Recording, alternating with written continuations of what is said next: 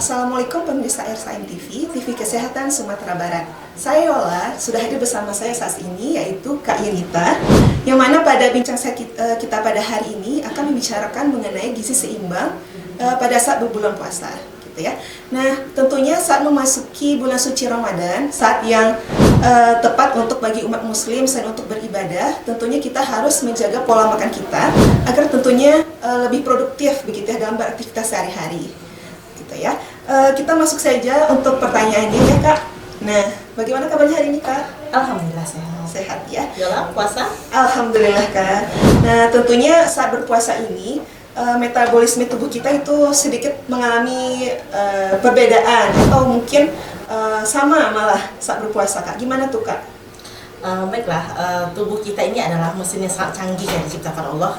Jadi pada saat berpuasa itu memang ada perbedaan, ada perbedaan dalam metabolisme tubuh kita, terutama dalam penggunaan energi.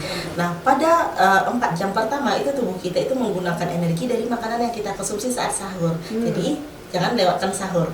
Yang kedua yaitu pada jam keempat sampai ke-12 itu kita menggunakan energi dari cadangan otot tubuh kita dan juga glikogen di hati. Jadi semakin berotot seseorang dia akan bisa semakin bugar saat berpuasa. Pada jam ke-12 ke atas sebelum kita berbuka itu yang digunakan adalah asam lemak di tubuh kita. Jadi pembakaran lemak terjadi, itu tepat sekali untuk kita menurunkan berat badan seperti itu ya. Baik, berarti tentunya walaupun berpuasa dari pagi harusnya nggak lemes ya Kak, gitu ya, karena sudah ada cadangan energi yang kita gunakan dari pagi hingga sore gitu ya Kak. Nah, kemudian untuk kebutuhan energi nih pada saat berpuasa dan juga saat kita biasanya gitu ya Kak, apakah sama nggak sih Kak? Apa beda? Berbeda, karena pada saat kita puasa itu otak kita sudah membuat tubuh kita itu menjadi mode hemat. Itu jadi kebutuhan energi basal kita itu turun 10-20%. Jadi seperti kakak mungkin kebutuhan kalorinya itu 2000 kalori ya sehari kalau dalam kondisi normal. Jadi saat berpuasa itu bisa menjadi 1.600 sampai 1.800 kalori saja. Malah turun ya? Jadi turun. Jadi memang kita ada penurunan porsi makan dari yang biasanya. Baik, jadi memang walaupun berpuasa kebutuhan energi kita berbeda gitu, turun 10-20%. Kemudian dengan penurunan energi ini apakah jadi alasan nggak sih Kak buat kita lebih lemes gitu, jadinya mungkin males mau ngapa-ngapain gitu, mengaruh nggak sih Kak? Tidak, kenapa? Dengan mode hemat tubuh kita, harusnya tubuh kita menjadi produktif karena organ-organ kita bekerja lebih maksimal. Ya, jadi tubuh kita itu mempunyai sistem ya, ada namanya glikogen tadi, simpanan gula kita di dalam otot, di dalam hati, itu menjadi sumber energi. Kemudian juga ada asam lemak di tubuh kita yang menjadi sumber energi dalam yang bisa digunakan sampai 4 hari. Ya, itu bisa menjaga kebugaran tubuh kita. Nah, tapi syaratnya ada penggunaan glikogen dan asam lemak ini. Yang pertama, saluran pencernaan kita harus sehat. Yang kedua adalah kita harus mengkonsumsi serat yang cukup. Jadi sayur dan buah itu sangat penting saat kita berpuasa. Yang ketiga adalah kita harus mencukupi cairan, hidrasi kita harus cukup, jangan sampai dehidrasi. Dan yang keempat, menu yang kita konsumsi itu harus seimbang. Berarti masuk ke konsepnya mungkin menunya harus bergizi seimbang begitu ya Kak.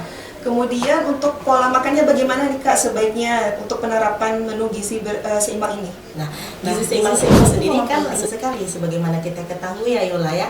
Gizi seimbang itu berbeda antara kebutuhan seseorang.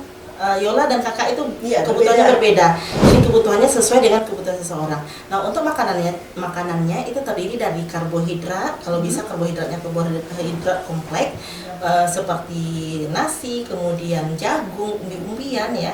Kemudian ada protein hewani dan protein nabati, ada sayur dan ada buah-buahan. Seperti itu yang dimaksud dengan gizi seimbang dengan kebutuhan per orang. Ya, kemudian pola makannya seperti apa? Nah, kalau pola makan sebelum kita berpuasa kan biasanya kita 3 kali makan pokok, 2 kali snack ya.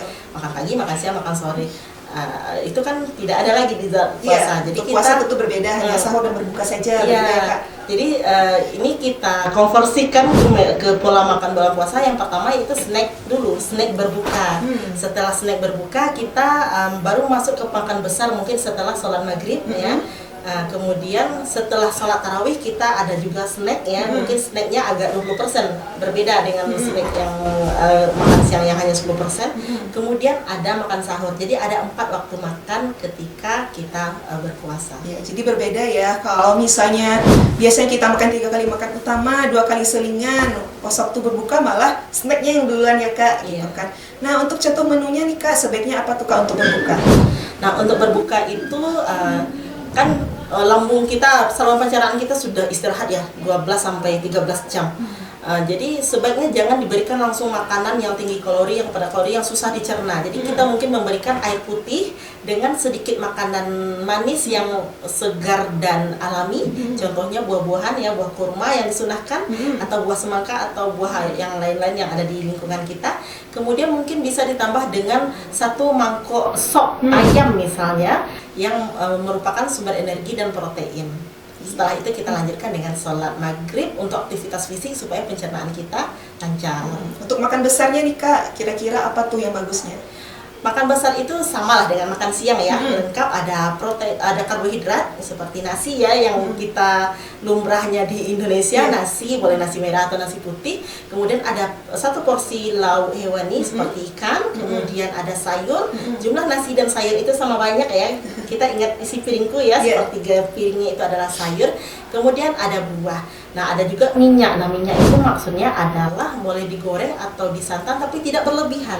Hanya sekitar 10 gram. Jadi 1 menu, kalau sudah ada gorengan jangan ada lagi santan. Seperti kalau ada santan jangan lagi ada gorengan. Ya, mungkin setelah sholat isya dan sholat tarawih, mungkin setelahnya boleh snack nggak Kak? Boleh, dianjurkan sekali.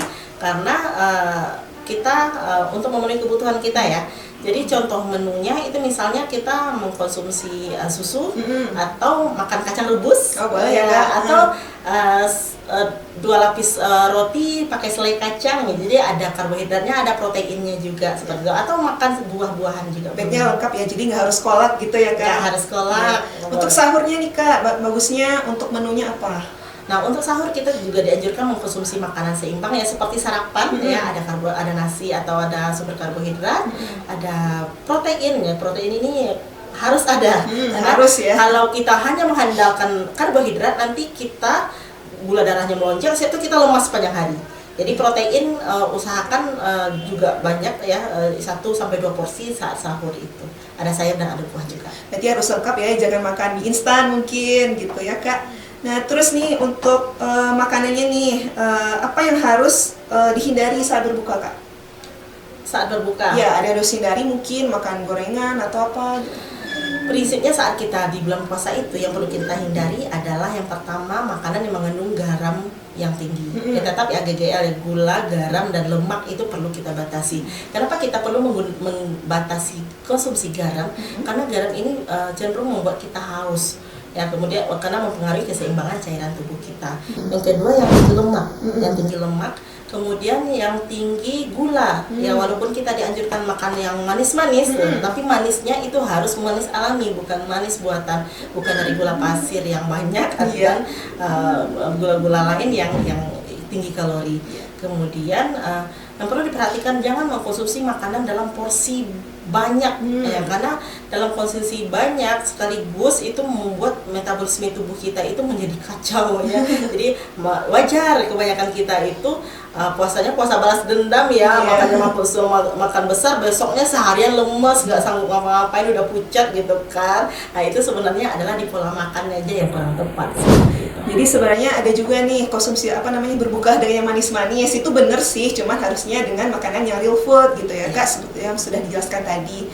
Nah, untuk tren makanan berbuka nih Kak, nah kita kan sering tuh wartakjil, nah ada banyak tuh jenisnya, ada es lah, ada goreng, ada macam-macam deh gitu Kak. Nah, itu gimana sih Kak, boleh nggak sih sebenarnya? Nah, dalam wartakjil ya kita harus cerdas. Ya, harus cerdas. Yang pertama tadi harus mengikuti pola gizi seimbang. Kemudian dalam memilih makanan, lihatlah komposisinya. Apakah di dalamnya ada real food? Ya, misalnya kita beli es, ya, esnya es buah enggak? Atau hanya perasa aja sirup gitu ya? Iya, ada perasa sirup aja yang di dalamnya juga bahan makanan yang yang sudah olahan gitu kan.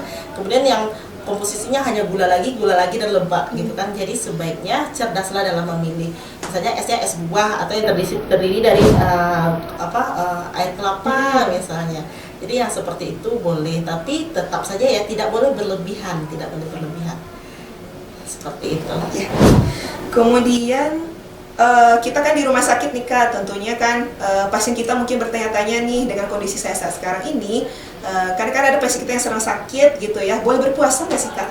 Nah, sebenarnya untuk orang sakit ya, Islam sendiri sudah memberikan toleransi bahwa tidak ada kewajiban berpuasa untuk orang yang sakit. Tetapi bagi orang-orang yang soleh gitu ya, ke Ramadan ini adalah momen momen untuk mengumpulkan pahala sebanyak-banyaknya gitu ya. Nah, untuk untuk berpuasa untuk pasien-pasien kita yang paling pertama itu yang paling penting izin dari dokter. Jadi harus berkonsultasi dari dokter karena dokter yang tahu bagaimana kondisi tubuhnya. Ya, jadi untuk pasien-pasien penyakit menahun, yang pertama izin ke dokter, yang kedua ada penyakit-penyakit tertentu yang harus diperhatikan, contohnya diabetes mellitus nih. Orang diabetes mellitus itu sebenarnya boleh berpuasa, yaitu syaratnya terkontrol. Ya, jadi yang tidak boleh berpuasa itu adalah gula darahnya tidak terkontrol ya, sering tinggi, kemudian sering rendah, kemudian dia menggunakan obat yang insulin dosis tinggi. Nah, kemudian ada komplikasi diabetes dengan ginjal misalnya atau jantung, itu kan membahayakan kesehatan tubuhnya kalau dia tetap berpuasa. Dan seperti orang diabetes tadi, walaupun dia berpuasa, dia terkontrol, dia tetap melakukan pengontrolan gula darah, misalnya sebelum sahur, kemudian saat tengah hari, kemudian di saat setelah berbuka. Jadi pasien-pasien kita tetap harus mengontrol gula darah. Nah, kapan sih mereka harus membatalkan puasa? Yang pertama, pasien diabetes itu ketika gula darahnya di bawah 70. Yang gula darah kita kan normalnya 80 sampai 115 gitu ya. Kemudian saat gula darahnya malah tinggi di atas 300, kemudian ada gejala seperti gemetaran, lemas, pusing gitu kan. Nah, itu dalam kondisi seperti itu dianjurkan untuk segera membatalkan puasanya. Iya, jadi untuk pasien yang dengan DM nih Kak, kan ada tuh yang biasanya mungkin sudah terkontrol, kita kenal dengan 3J gitu ya, tepat jumlah, jadwal gitu kan, dan jenisnya gitu kan. Saat berpuasa jika memang sudah diizinkan oleh dokter nih gitu kan, bagaimana sih Kak untuk pembagian makannya? Sama dengan yang sudah kita jelaskan dengan prinsip seimbang. Tapi mungkin bedanya adalah saat pada pasien diabetes, gula murni itu benar-benar tidak kita anjurkan ya, seperti gula pasir, gula aren gitu kan, madu dan kurma. Kurma itu kita batasi cukup 1 biji saja. Kalau kita orang sehat kan boleh 3, 5 atau 7 gitu kan. Tapi pada diabetes cukup 1 biji kurma saja untuk mendapatkan sunnah, dan memang kurma itu kan ada seratnya juga dan membuat gula darah tidak melonjak sedemikian rupa seperti itu. Jadi tak boleh ya, mungkin pasien dengan gula darah yang sudah terkontrol mungkin berbukanya dengan kurma 1 biji gitu ya Kak, kemudian dilanjutkan dengan buah mungkin atau makanan besar atau bagaimana Kak? Sama seperti yang tadi, sama mungkin satu biji kurma dengan air putih, mungkin dengan tadi semangkuk sup ayam gitu kan.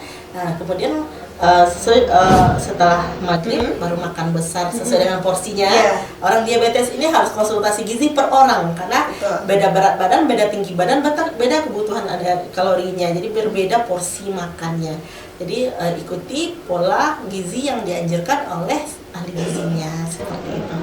Jadi tetap sama ya dengan kita yang kondisinya sehat gitu ya Kak, walaupun gula darah sudah terkontrol, namun untuk makannya tetap harus diperhatikan. Sekian bincang sehat kita pada hari ini. Saya Yola dan saya Yanita, mewakili kerabat kerja yang bertugas, pamit undur diri. Assalamualaikum warahmatullahi wabarakatuh.